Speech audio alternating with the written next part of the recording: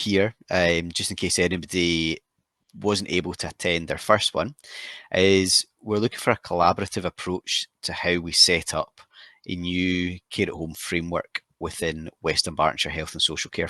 The reason really for that is because some of you might be thinking, well, there's a Scotland Excel framework that we could be using, which you're absolutely correct, but we would like something much more local than that, that takes account of local need, and that gets our providers and prospective providers kind of involved in the setup of the framework in terms of what it looks like, what it covers, how it should be structured, and also what it means.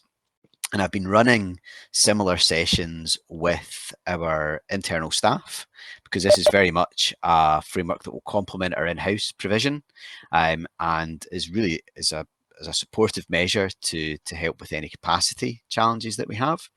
And we'll be engaging with the carers of West Dunbartonshire as well as key stakeholders to really just ensure that anything that we need to know from their perspective, we can absolutely include, be aware of in terms of impact, consequence. But I'm also acutely aware that on almost a daily basis, we'll use language like frameworks, contracts, but what does that mean to those who are actually going to be utilising the service? And we need to be sure that we've got our language absolutely correct with that. So today, I'm hopefully not going to talk for too long, and I know I've got quite a neat group, which is actually really helpful, because today I'm really looking to do a bit of work on lots. And if we can, I'll hopefully get some time and we'll maybe have a discussion about outcomes as well in relation to the framework. So it is an interactive session, so please do come off mute, chuck in your ideas, and let us know. But absolutely happy for folks to have a discussion, so it's not just me that you're having to listen to. So we'll start off with lots. So having a lot is a way to kind of split up your contract in a way which, when you've got maybe multiple providers and there's maybe people with multiple challenges you want to support, is a good way to segment it up to make sure we've got the right providers in the right areas. So lots are a good way of doing that. And what I was very conscious of is I don't want to really sit in a room and write something and kind of segment it up and then just put it out to the sector to say, here you go. Because I never think that approach works. And I think perhaps that's a lot of that has either been working for providers, and also when I spent some time with the Coalition of Care and Support Providers in Scotland. So what I would like to do is just put out to the floor just now if there are those in the call who are on frameworks just now that split up into lots, and just to maybe talk through the experience of how that's worked, and whether you think that's been a good way to structure the framework.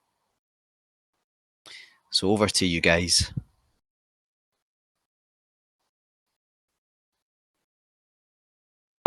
So Michael and Alistair are both off mute just now. Thanks for that. It was kind of switching me between mute and unmute there. So I'm glad I didn't need to message you back there again. And please excuse the hoarseness of my voice. I should acknowledge that I was at Hampden last night, so I'm not unwell. I was very chuffed to be there last night, but it's a good injury to carry. It's left me rather hoarse this afternoon. Yeah, certainly. And sorry, I'm Alistair Welsh, represent Key today, and have experience of being on, I think, many different types of frameworks, both frameworks that include lots, and also frameworks that are overarching. So, for example, one particular local authority I'm thinking about, it's an overarching older and younger adults frameworks that we're on. And I think there are advantages and disadvantages around both, really. I think one of the advantages of structure around lots is that it can make it quite clear from both a commissioning and a provision of services point of view what type of support you've been commissioned to provide from a framework. Sometimes the disadvantage, I think, is that it might just restrict a bit of flexibility to respond to support requests.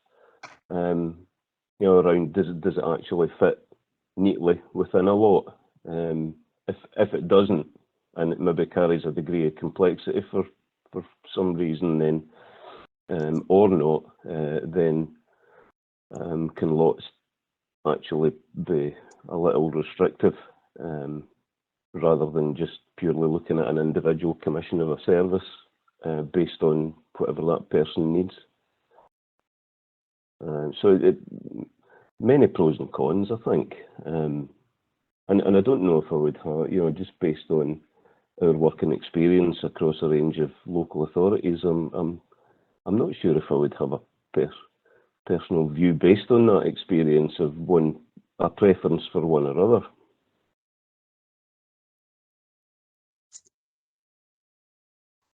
Thanks, Alison. That's a really useful point about the restriction and flexibility. And actually, to be fair, I hadn't genuinely kind of fully considered that, but I suppose that could come down to how we build in the scope and the criteria for what sits within and under each lot, because from being a provider where I've maybe felt where lots have maybe not been quite so successful, it's where the assessment or the allocation criteria has differed. And what we're looking to do is say we need to kind of make sure that that bit is joined up. And also we've got commonality of language. I think because I could define something as being complex, so could Susan, so could yourself, so could Michael, and we would come up with 5 different definitions. So again, part of this process, and this will be either the next or the following, says we'll be looking at commonality of language. We use the right terms. Everybody's aware of what we mean when we say something. But no, that's a really good point on being mindful of not being restrictive. And I think I would also add as well, Neil, that I'm sure whether a more generic type of framework or one based around lots would also need to be very sympathetic to how our service is structured within the council. Because if it didn't make sense to the structures within the council to have some kind of overarching framework or more generic type of framework, for example, between community care teams, specialist teams, might lots work far more clearly to the structures within the council. So, yeah, no doubt lots of things to consider and factor in. Yeah. So again, that is having it structured. It absolutely needs to be consistent with the structure so that it means the same to different and that it can be applied equally. And that will be something that we'll look to do. I think particularly as we're looking to establish a reablement team, which, for those of you who don't know, I'm fairly new to the HSCP. I only joined just before Christmas, and I know there's been work involved with our care at home team to establish a reablement team, and that's going to obviously play quite a big role within this as well. The dynamics of all that, I'm not quite sure, but what I am hoping to do is make sure that this is a framework which is multi-year. Sorry, Michael. Kirsty wants to come in the conversation, but she's in a really noisy background, and each time I mute her, she's not getting the opportunity to speak. So I've taken her off mute just now. Kirsty, do you want to come in just now? Sorry, so that we can put you back on mute. Back on mute. Just Sorry, because I of do. it's the background noise. I do apologise. I'm in the Fine. middle of an office. I've nobody else to sit at the moment. That's quite all right. Kirsty Long here, one area manager for the Cleasy Care Services, and the umbrellas that they kind of fall under. As in the previous one, and Alistair have very much experience with lots of different frameworks, including geographical lots. I think the benefit of the geographical lots are that you save on providers getting into the same sheltered housing complexes. You've got more flexibility in terms of walkers and what you build up within that area, given the current crisis everybody's facing for recruitment at the moment. Whereas if some of the zones are more spread out, then runs are not as condensed, etc., that we're kind of doing. The only thing that I would say in consideration is that as services leave, if you where it kind of fall down, where I've had lots where it's say we've been successful in lots 1 and 2, and then lot 5 is you now have access to all these other lots. Like anyone with existing services is kind of still able to kind of pick up most of those lots, and that makes sense in terms of recruitment wise, because they already have quite a large existing service within that area. And new providers can sometimes struggle within that if they're new to frameworks, but also if you're an exiting framework provider or you've not. So for example, if I currently have work within Dalmuir, for example, and I'm then not successful, that work won't necessarily dwindle down. And it's what to do with those kind of small pieces of services that need to be taken into consideration. I'll put myself on mute at the moment with this noise. I'm sorry. No, thank you very much, Kirsty. That's really helpful. And I'm glad you referenced geographical lots. I'll come on to that in a second. And I think that is a really key question there about balancing the existing services and what we need to do with them, because obviously we've got continuity of care. There are lots of different reasons why people may not want to join a framework, and that's absolutely fine. But we need to make sure that the person that's receiving care ultimately, that they're afforded continuity of care through all of that, and that can maybe be through self-directed support, if that's the right basis to go down. Because I'm very conscious, been in situations where myself, where we've attempted to get on a framework and not been successful, and we've been in existing, and then overnight we've seen these packages being switched off, and that's not a great place. So I would also want to learn from those types of experiences. The geographical element, I think, is really critical in this as well. West Dunbartonshire has it goes from Dumbarton, Clydebank, all the way to pretty much Gartaharren.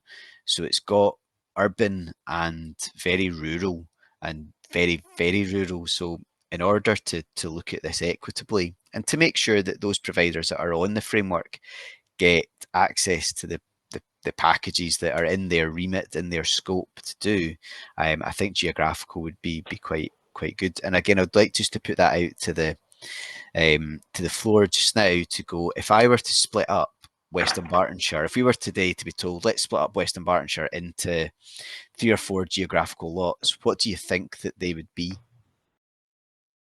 I'm testing everybody's geography here, and I probably don't really mean to do that, but if you've got an idea, let me know.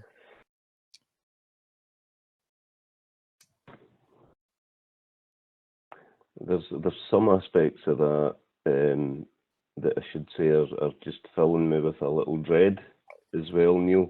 Yep. But that's thinking of some quite historic geographic lots that were applied to local authority frameworks, and I'm particularly thinking about the historic South Lanarkshire Council retendering exercise. So I think for me, geographic lots wouldn't feel difficult, threatening, or carry negative impact for people that use services, as long as it's not a retendering exercise. Because the South Lanarkshire Council one, by default, by its nature, was going to allocate 3 providers, 1 to each geographic lot. Now, as it happened, there were providers who might have been providing quite established support services across 2 or 3 of the 3 geographic lots. Yeah. But it forced everybody's hand, so there was transfer of services having to happen from one provider to another, and lots of upheaval, not positive outcomes for the people that use services or the council or the providers. But I think that's because it was a retendering exercise. Yeah. That it kind of forced that kind of outcome. Yeah. No, absolutely, absolutely. And I suppose to help, I suppose, address any of that feeling of dread when we go and we look at it through that lens of having a set number of providers per lot. My view would be, and again, this would be open to others and as well, is that I would want an open framework. So I wouldn't want to be restricted by a set number of providers per lot, because actually what I would like to see happen is that West Dunbartonshire HSCP are able to attract new providers in via their framework, because we have a fairly small pool, and I'm acutely aware of that uptake of self-directed support isn't quite where we'd like it to be. And this would be a way to help drive that a little bit as well, whereby the framework would remain open for its duration, to allow, if a individual selects a care and support provider who's not on the existing framework, who they would like to have support them, then the HSCP should absolutely be able to facilitate that to happen. But to ensure that it happens in a way which means that there's still the same level of due diligence that takes place, that everybody else has gone through, maybe at the opening of the framework and at any time, really to make sure that folk are safe. There is a level of care in place that everybody's comfortable with, that we've got the correct quality assurance metrics in place, and we can monitor the services accordingly. So I hope, because that absolutely does ring a bell, Alistair, when you're talking about South Lanarkshire, and that the impact on people, where a framework is put in place, but there's already a defined number of providers identified, and that's it, and it doesn't go beyond there. It works. Yeah, that's right. And it was that restricting to basically 1 provider per geographic lot that was going to mean massive change for almost all of the people supported in each geographic area. Yeah. So where it's operated as openly as you're describing, then it clearly doesn't carry any of that sort of impact. Yeah. And again, just keen to reiterate that parity of, if it would be the same process for joining. So even if an individual has selected a care and support provider, there would still be the same level of due diligence required to be completed than there would be for anyone else. And again, we would support providers to do that, and we'd obviously make sure that that process was explained to the individual. Again, that's why I want to go out and talk to the carers of West Dunbartonshire, so we can make that quite clear. So it's not to be restrictive, but it's to ensure that there's the safe care of support available. But I think the geographical lots, I'm keen to explore that, and I'll be exploring that with our staff as well, and seeing how that works actually in the ground as too. But looking at, I suppose, more service related lots, what would be in similar frameworks, how have they been split up? How's the framework been split up in other areas? So do they have a lot for adults that are frail, that have dementia or complex needs? What's been the typical way in which a framework's been split up?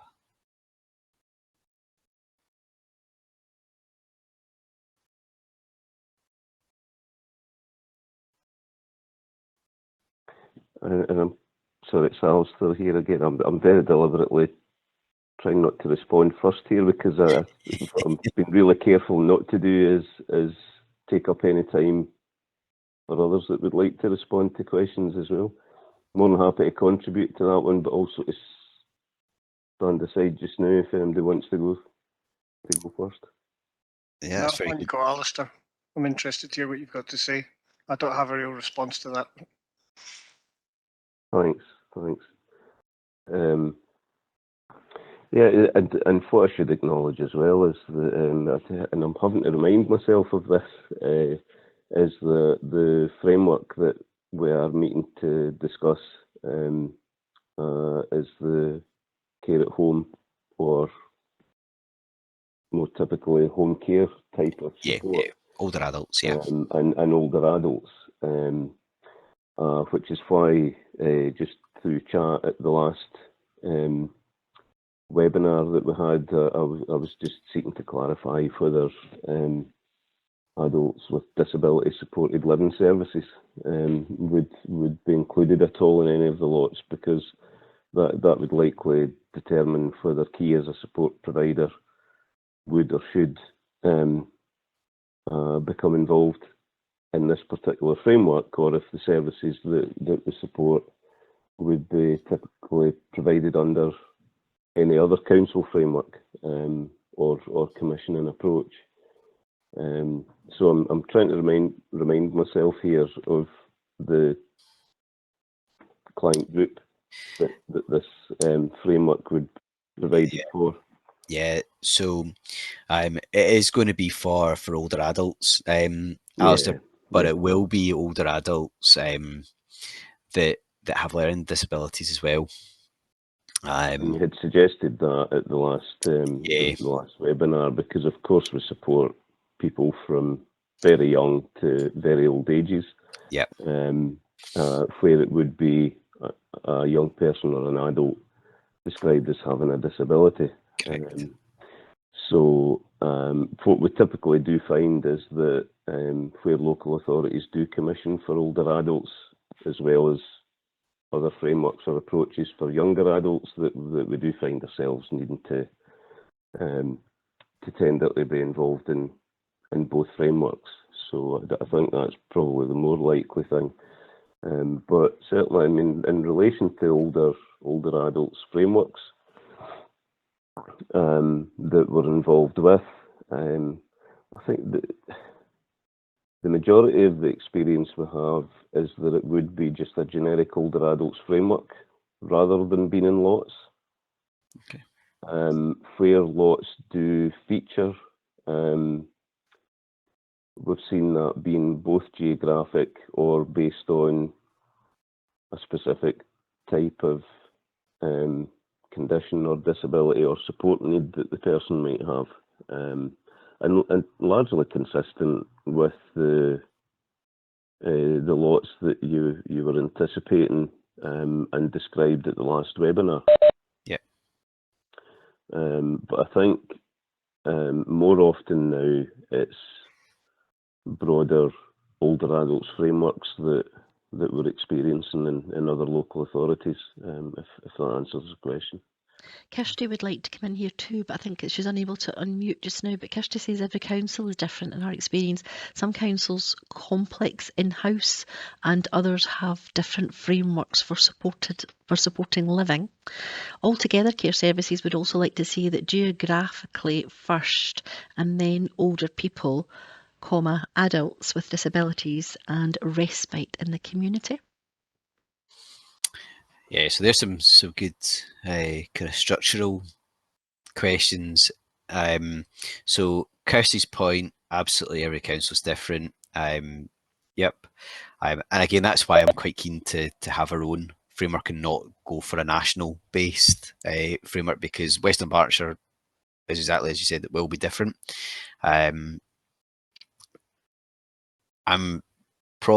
Some keep complex in house. I'm probably more keen to make sure that our framework would cover kind of all aspects, rather than so that we're not kind of just cherry picking, I suppose, as it were, what we keep in house and what we don't. It should be open to all, and we'll have to work in our allocations process, obviously, for that, to ensure that there is parity. But I wouldn't be looking just to keep a certain level of support in house. I think it should be open. Having them split geographically, then older people, adults with disability, respect the community. Yeah, I would agree with those comments. I think that structure is helpful. I think geographical. I think that is helpful. We've got quite a few kind of local providers who may only work in a certain area of West Dunbarton. We want to make sure that we retain that and that we don't lose that. So I think geographical is one way of offering that, but also we want to make sure that our providers have got the opportunity to work in the areas in which best suits them. Because there's very little point, I think, in an HSCP offering up a care and support package if the provider can't deliver it because they don't work in that area. So again, it's making sure it's as targeted as possible, so we go to the right people and we've got the right providers in the right place. And it also shows us from a risk perspective, if we're light in a certain area or if we don't have enough provision in a certain area, what does that mean? What is an HSCP do we need to do to help that? Or what support could we offer our current providers to work in those areas? What would we need to do? And I think that would be a good place. And I think I probably said this at the last webinar. We're not going to get everything right with this framework. We're trying to engage as best as possible in a landscape where the West Dunbartonshire typically hasn't had a great record of doing that recently. So we want to be collaborative, but I make no illusions that we're going to get everything right. There will be a mistake that will be made. There'll be something that we'll miss. But the idea being that we build these relationships now so that we can address them as we go. So if there is something that when the paperwork comes out that we think needs to be changed, then perhaps we'll have the ability, maybe not to do it immediately, but to change it as the framework goes in, because again, it should be a dynamic framework. It should change. People's needs change, demographics change, so our framework should change in the back of that as well, particularly as we're looking to make this a long-term framework again, so we're not having to repeat the cycle in that 3-year period, or maybe do it 2 years and offer another year's extension. I'd be looking for a 5-year framework term with the opportunity to have an extension. And I think that allows everybody some time to bed in, to understand how the framework is working, to address any issues that we might come up as we go through. As an example, and only an example, maybe we note that something isn't quite clicking within our allocation procedure. So we need to address that. And if you've got a very short term framework, it's difficult to do that. So again, I'd like to have a longer term framework.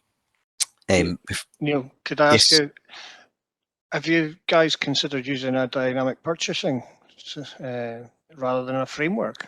Because all the points you're raising here, it sounds like a DPS might be a better system to procure these services if you've got needs that you can't get met and you need to go back out again and you need to onboard new suppliers quickly and efficiently. Would it not be better to use that and keep extending it? That absolutely could be a model. So I didn't catch your name. It's Michael. Michael, thanks, Michael.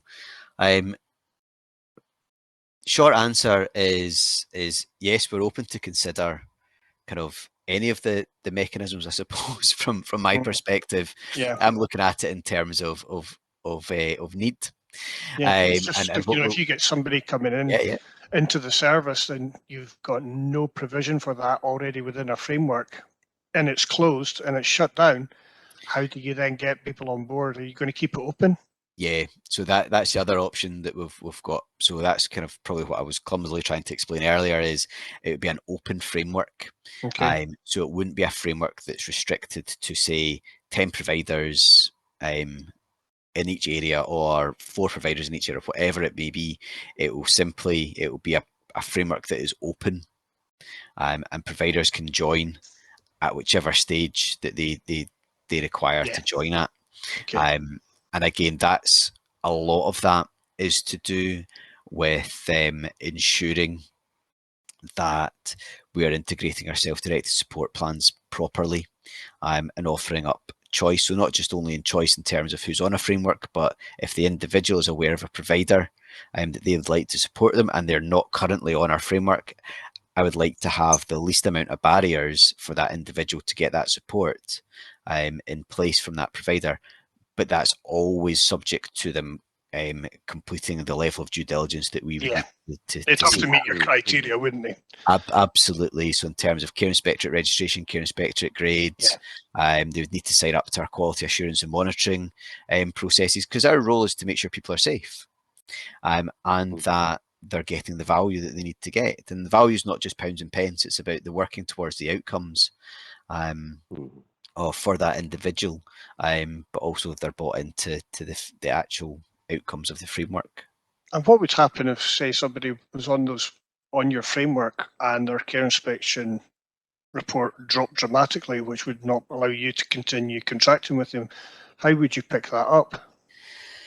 So there's lots of different circumstances that could arise in, and again, that's a good question. And thinking on my feet, what would obviously happen within that scenario is there would be no further allocation could be made to that individual. We would have to assess to see if people are safe, the condition of their care and support, and if it was at the very worst kind of stage, then the option would be to kind of go through a package transfer on an emergency basis, either direct to the in-house provision, but not to have that in there long term if that's not what satisfies the individual, but to ensure that there's safe service have been delivered, and then maybe it will go back out to providers, or perhaps it goes straight back out to the allocation procedure through the framework for providers to pick up. But again, I know that can be tricky when you look at doing something on an emergency basis and you've got 2P transfer to look at, and all of the other challenges that can kind of bring with it, particularly where it's a service in distress. So again, we would need to be open. But again, I would like to think that through the quality assurance piece that we'll put in place, and again, our later sessions will go on and discuss quality assurance about what we should be looking at, and what's reasonable for us to ask you guys to provide us with information on. We should pick up on all the early warning signs and be able to intervene early, because nobody wants that situation to happen. Nobody likes a surprise like that, and it is difficult, but that's not to say that these things don't happen. But it would need to be kind of based on the own individual circumstances about what's right for that individual at that moment in time. Are they safe? And if not, what are the steps that we need to do to make sure that person's safe and quickly? Probably doesn't quite answer all of your question, Michael, but I hope that gives a steer as to what we would. That's good. It's just good to know that you do have all the assurances there in the background. Thank you. Yeah. No, that was a good question. And these are the types of things that we would be looking to wrap into the main kind of terms and conditions that would go along with the framework as well. So again, it is clear that in certain scenarios, what would happen and what would we expect to have happen as well. Neil, hi, sorry, it's Kirsty again. I've just managed to unmute me for a second. Obviously, you mentioned that you would be keen for like a 5-year framework with some options. But obviously, a lot of providers have found themselves tied into a framework with a cost many years ago that there have been extension after extension, and we're in a current landscape that nobody found themselves that they thought they were going to be in. So how do you see that fitting in with the cost of the living wage at the moment? Most increases from local authorities are barely covering the cost of the living wage from carers. It's not even going towards cost. So how can you tie in, you know, what flexibility is there for cost and increases within that 5-year framework? Because a lot of providers are currently struggling, and obviously, you know, most of them are actually sadly going under and handing back work. So that's a concern in terms of that fixed price for 5 years in the current. Yeah. So I suppose straight off the bat, it wouldn't be a fixed price for 5 years. We wouldn't be asking people to commit one hourly rate for a 5-year term. That would never work. It wouldn't work for anybody. So it wouldn't be on that basis. And with the adult social care pay uplift, the way in which that operates, we would obviously have to align to that too. It is an incredibly difficult economic environment for anybody to work in, and that includes the HSCP as well. You'll have to look at what budget gap we have to close, and look at in order to manage our own finances, and that's the same with all of our providers as well. And I'm acutely aware of the challenges that the Scottish Government uplifts bring, where it's a percentage on a percentage based on a national weighting.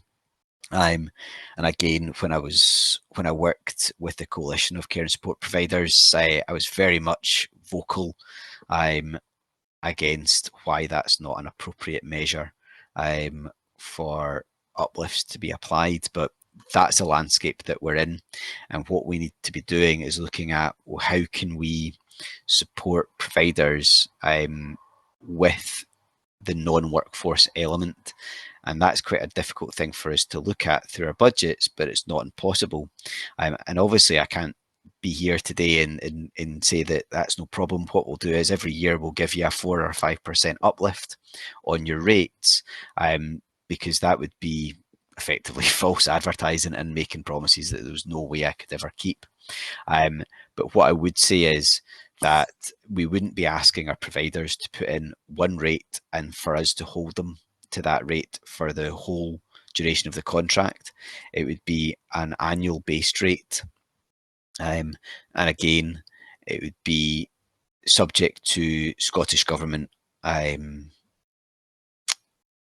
of uplifts that are based on the adult social care pay. Which I absolutely hear you, Kirsty, when you say that that's even difficult to help you go from 1050 to 1090 and whatever 1090 takes us thereafter.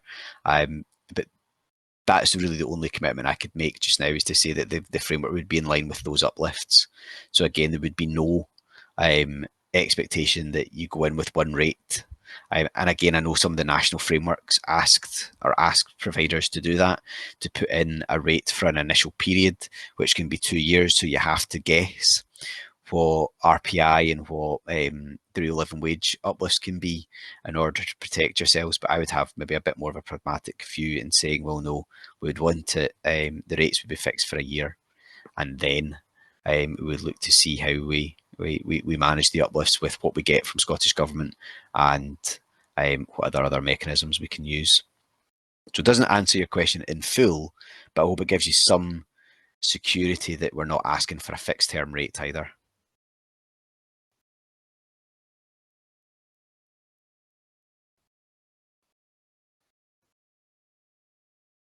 Perfect.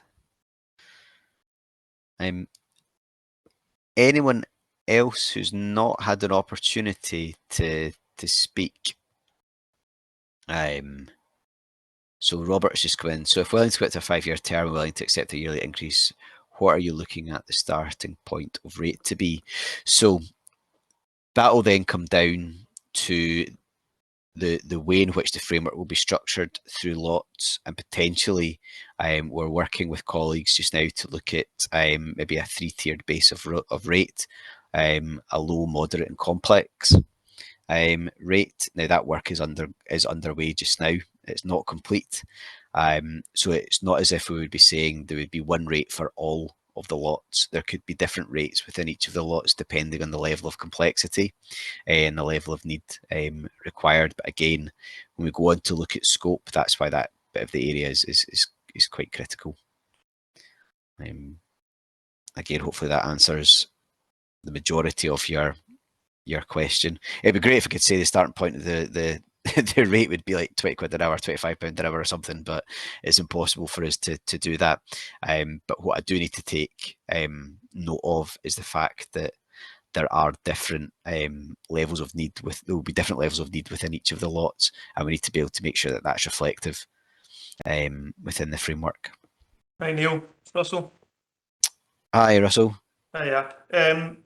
In terms of lots then, would you be looking to reevaluate each lot often? Because you know what it's like in care. One minute you could have 4 people with Parkinson's in one area, but then, you know, the Parkinson's, you know, those clients maybe move on or whatever, and then you end up with, you know, less, the different conditions and different lots, so the complexity can go up and down. So how would you evaluate that? Because that can change from week to week sometimes. Yeah, so again, that's a good point, and I alluded to that earlier about it being flexible and to be responsive to local need. Now, obviously, we won't be able to change it on a week-to-week basis, but I do think we would want to build in probably an annual check, almost a sense check of the lots to make sure that they're still reflective of the local need and the local landscape. Because there's no point in having a allotted framework if one of the lots we never ever use, or we started to use it in your example and then it's not there anymore because there's no longer a need. That was a specific area. So I would say probably on an annual basis, and I would do that in conjunction with the providers that are there. We would have a provider network that we built around specifically for care at home. And that would be one of the topics of discussion, would be to make sure that what's changed, what do we need to know? And because I'm under no illusion that a contract or a service specification, or whichever you want to call it, when it starts in year 1, it shouldn't be the same in year 5. It should be different. There should be changes to it, and we need to make sure that we're alive to that. And I think through a provider network, provider forum, that would be the way to do that. But we also can't do it on a weekly or monthly basis. So I would say something like an annual basis would be a good point to start with. Does that sound? Doesn't sound too outlandish. It sounds okay.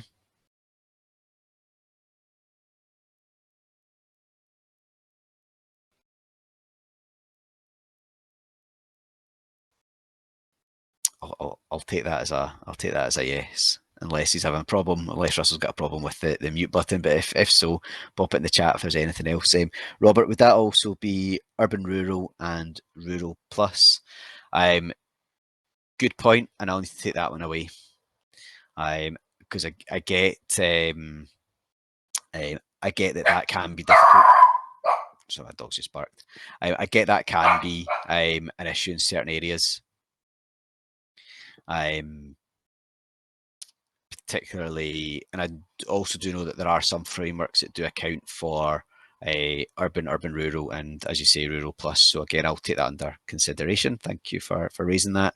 And Russell, you said, sorry, can't unmute. That's not deliberate, by the way. If if there's anything you want to clarify with what I explained in my answer, just let me know. Hi Neil, I'm unmuted finally. There we go. No, thanks for your answer. Just in terms of geographical area, we're across several different localities, and one of the localities did try doing a geographical split, and in theory it did look like it was going to work, and that was between about 9 providers at the time. Mm-hmm. But then when it came down to it, I don't know if they maybe split it too specific, didn't make the areas big enough. Yeah. But within 6 months, it was back to the way it was, and that was just through natural. They split all the areas, each provider had about 3 areas, and then each provider ended up at capacity in those areas, but had carers travelling to different areas, passing areas, and then through swaps and one thing leading to another. And then obviously new service users coming on, we don't know where they're going to live. Yep. Some areas become really busy, some become really quiet. Within 6 months, it had, well, it's never gone back to that, put it that way, and that was about 5 years ago. So it was just to say, in my experience, in theory, that did look like it would work, but then when we put it into practice, it didn't. But then maybe the areas needed to be much bigger in order to allow for a bit more movement. Yeah, I think that's so when I talk about geographical areas, I probably wouldn't have it drilled down into as fine a detail. I would want them to be relatively wide, not for any other reason, but to try and mitigate against that. When you go down into the micro levels, that's where you can maybe get it kind of quite difficult to operate. But again, I would like to think that through a regular provider forum and network, when the framework is up and running, that we can start to look at those practicalities as well, and to get a sense of, well, what is working, what's not working. If it's not working, right, what would make it work better? So again, once the framework's up and running, it should change. Just through the nature of what it is that we do, for all the reasons that everybody in the call has described. Okay. So Lorraine from Altogether Care, afternoon Lorraine, has said, given complex need cases. Yeah, and partly that is some of the reasons that we do need to look at what those rates are, particularly for complex. What does that mean? What are the actual individual assessments saying that need to be delivered and provided, and what does that look like? So that's a piece of work that we're doing. And again, I say all these things with the caveat of they're really difficult to do and to get right, and there might be things that we get wrong when we go through this, but hopefully you can see the intentions as to what we're trying to do and achieve through this. Yeah, thank you, Alistair. That's a nice positive comment. And these things are great in theory as well. I absolutely take up all those points. But it's a practice that will be the proof in how the framework actually operates, which is why I think things like an annual review of what the scope is, what the lots are, and a regular kind of provider network, I think will be quite key to seeing how this works. And Shannon, are the timescales still the same for the tender being published? Yeah, I think we had said maybe sometime around May time for it to go live. Which again, trying to do things and being sympathetic to school holidays, particularly summer holidays as well. We don't want to publish something that is right at the beginning of the summer holidays that then becomes difficult for people to respond to for various reasons. So again, if we can get it out in May, that should hopefully alleviate some of those challenges. Again, as being a provider, I've absolutely been there, where a tender comes out just before the summer holidays or just before the Christmas holidays, and you've got about a week to turn it around. So I want to avoid that. I want to give everybody as much opportunity to complete as possible. And again, maybe just a point on, we are looking to make this as less of an onerous process as possible. So when I talk about kind of due diligence, I'm not asking, and I hopefully won't be asking you to give me your organisation's life story and life history and every kind of document that you've ever produced as part of the tender. I'd like to make sure it's proportionate. So it will be things that will be centred around about your care inspectorate registrations, probably staff your training pathways. There might be a wee section on outcomes as well, but I'm really keen to keep it as tight like that as possible. that's the for me, that's one of the other key things. We want to make it inclusive and not prevent barriers for people to not be able to complete. Okay. Anybody who's not had an opportunity to either pop something in the chat or come and speak to the group about lots?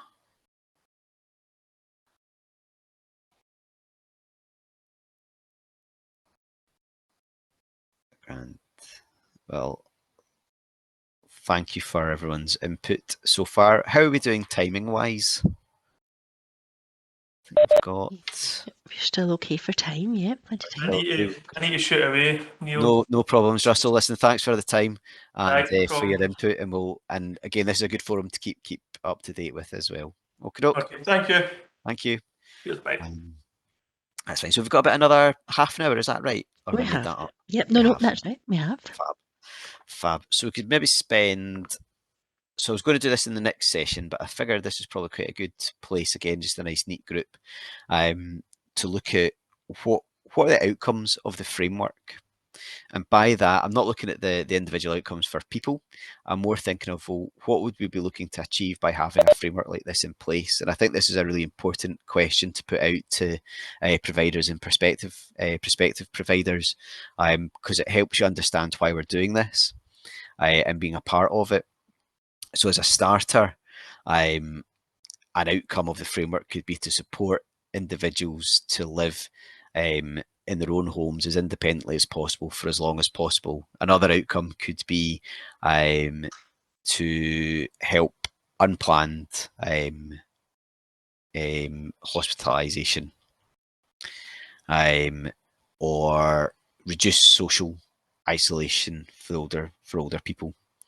That would be the kind of a quick starter, but again, I don't want to write out what I think they should all be. I'd be really keen to hear from you guys about what you think the outcomes of this framework should be and what they should be aligned to as well. So again, I'll put it out to you guys to feedback.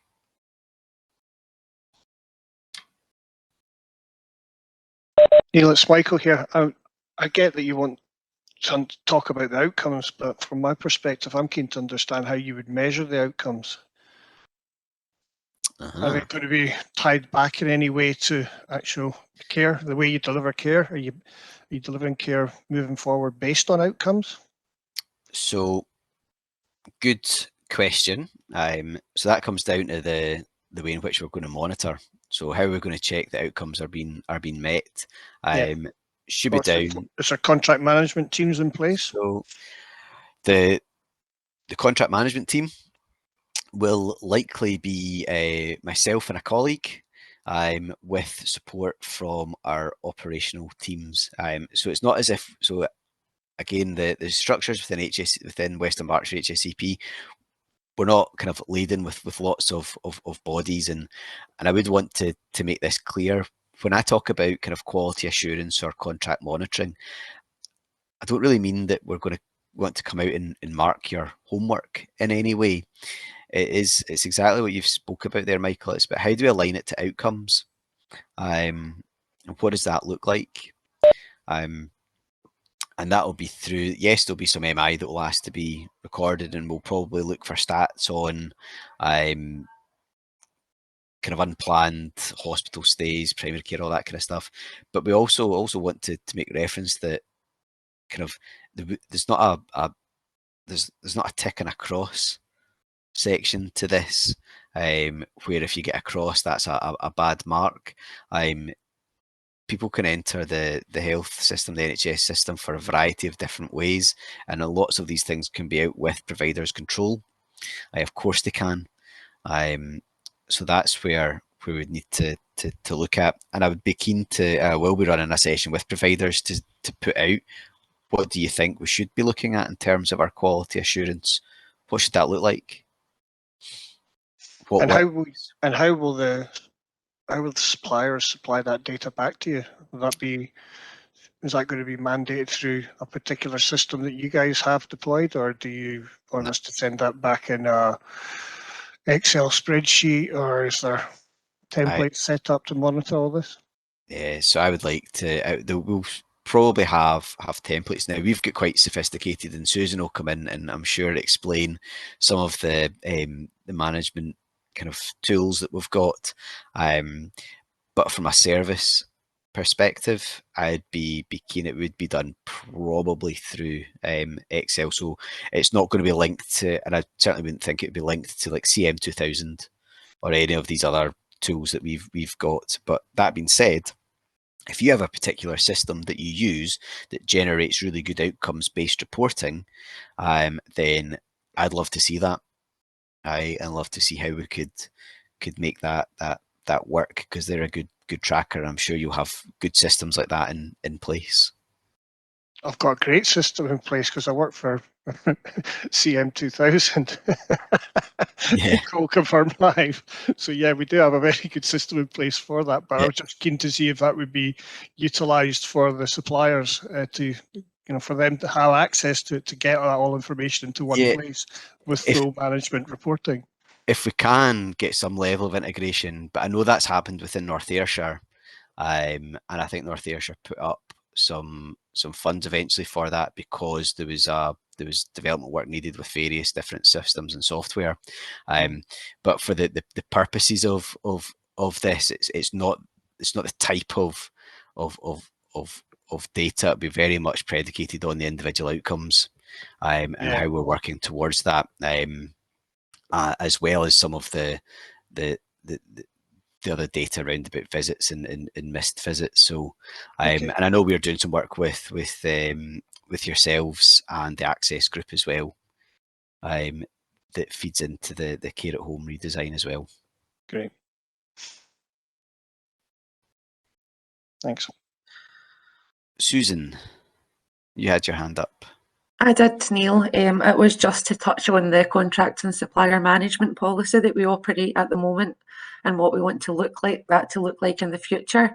So at the moment, the contract and supplier management policy is managed by the procurement unit, and we work very closely with the commissioning team to put contracts in place. And in my personal opinion, the contract and supplier management policy and tools that we have at the moment are just a bit too generic, and they're not really bringing us tangible deliverables that are meaningful. So I think with regards to quality in the framework that we're proposing, there's a huge scope for us to be able to improve and actually capture some tangible deliverables in a less onerous way for the providers, and in a way that's meaningful and helps us to make sure that we have quality controls in place that are beneficial to both providers and internal. So I think moving away from these generic things that we have with national frameworks helps us to bespoke create things that are much more useful to us as an organisation and less onerous for you guys to be able to give us your input. That was it really. I just wanted to touch on the contract supplier management side of things, Neil.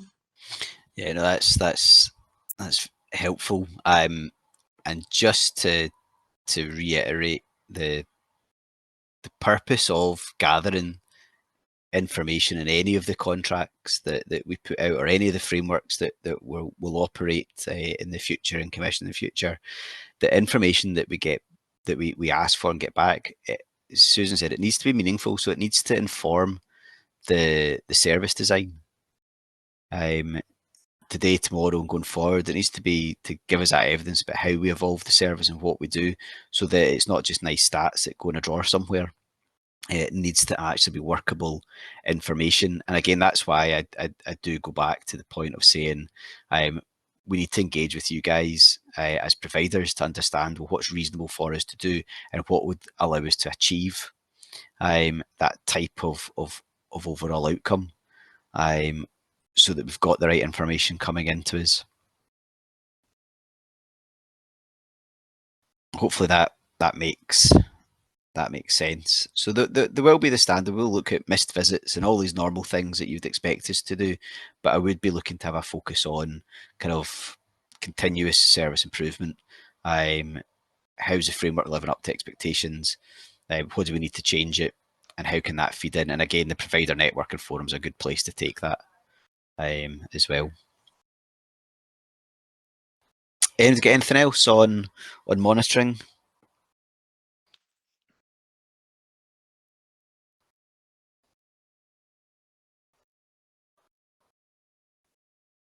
No, if we go back to outcomes, anyone got any thoughts on framework, kind of the outcomes of the framework, what we'd be looking to achieve?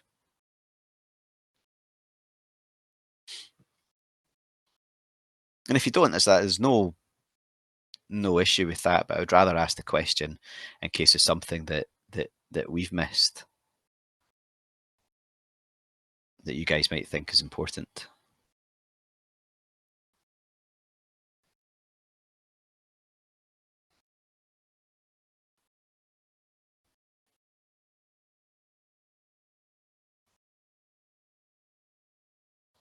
No.